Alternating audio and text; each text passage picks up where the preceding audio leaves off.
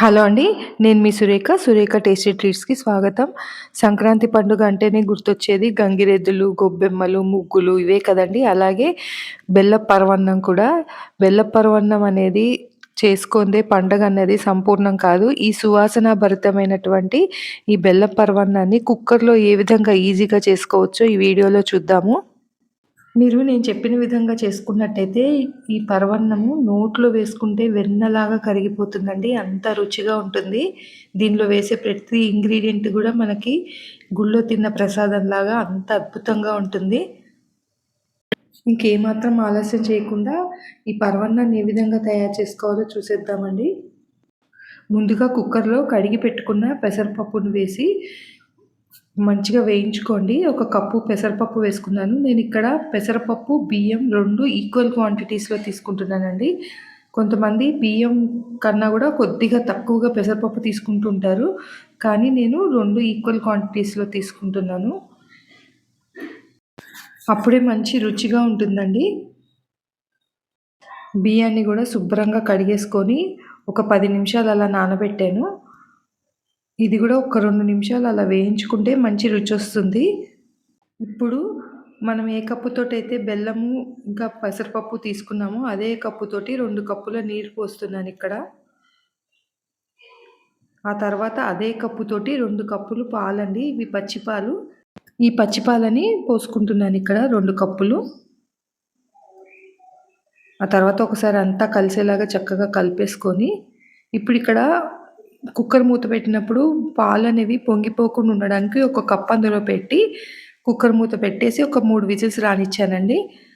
అది చల్లారే లోపల ఇక్కడ బెల్లం పాకం తీసుకుందాము. అదే కప్పుతోటి ఒక కప్పు బెల్లాన్ని తీసుకొని దానిలో కొద్దిగా నీరు పోసి, పాకం కాదండి బెల్లం కరిగేదాకా కొంచెం సేపు కలుపుకోవాలి. కావాలంటే మీకు ఇంకొద్దిగా తీపి ఎక్కువ కావాలంటే ఇంకొక హాఫ్ కప్పు బెల్లాన్ని పెంచుకోండి. మేము తీపి సమానంగా తింటాం కాబట్టి నేను ఒక కప్పే తీసుకున్నాను.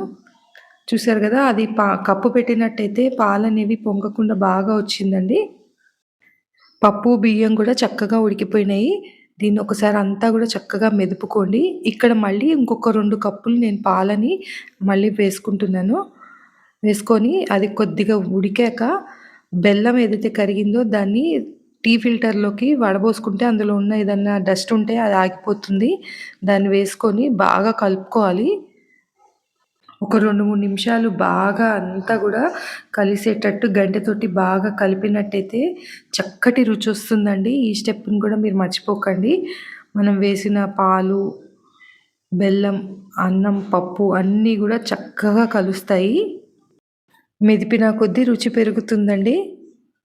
ఇప్పుడు ఒక ప్యాన్‌లో కొద్దిగా నెయ్యి వేసుకోండి.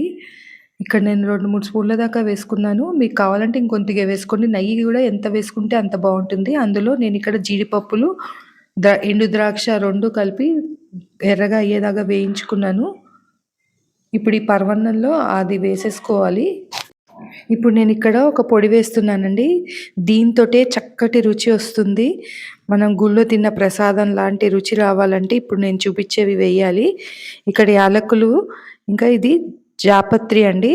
అలాగే జాజికాయ ఇది. దీని ముక్క చిన్న ముక్క అండి. ఎక్కువ వేయకూడదు. ఇవన్నీ గూడా చాలా కొద్ది కొద్దిగా వేసుకోవాలి. మరీ ఎక్కువ వేసినట్టయితే మరీ ఘాటు ఎక్కువైపోతుంది. ఈ జాజికాయది చిన్న ముక్క తీసుకున్నాను. జాపత్రి చిన్న ముక్క, ఒక 2, 3 యాలక్కాయలు వేసుకుంటాను. వీటన్నిటిని కలిపి ఒక పొడిలాగా చేసుకున్నానిక్కడ. మిక్సీ జార్‌లో అవి వేసేటప్పుడు పొడిలాగా అవ్వడానికి కొద్దిగా పంచదార కలిపి ఈ విధంగా మెత్తటిగా పొడి చేసుకున్నాను. ఇది ఇప్పుడు వేసేసుకోవాలి. ఇప్పుడు స్టవ్ ఆపేసానండి నేను. స్టవ్ ఆపేసిన తర్వాతనే వేసుకుంటున్నాను ఇవన్నీ. తర్వాత ఇప్పుడు ఇక్కడ చిన్న ముక్క పచ్చకర్పూరం ముక్కండి. దీన్ని ఇట్లా చేత్తో నలిపినట్టయితే పొడిలాగా అయిపోతుంది. ఇది గూడా వేసుకుంటే చాలా బావుంటుంది టేస్ట్. మంచి పరిమళం అండి. ఇదంతా గూడా చక్కగా అన్నీ కలిసేలాగా మంచిగా కలిపేసుకోండి.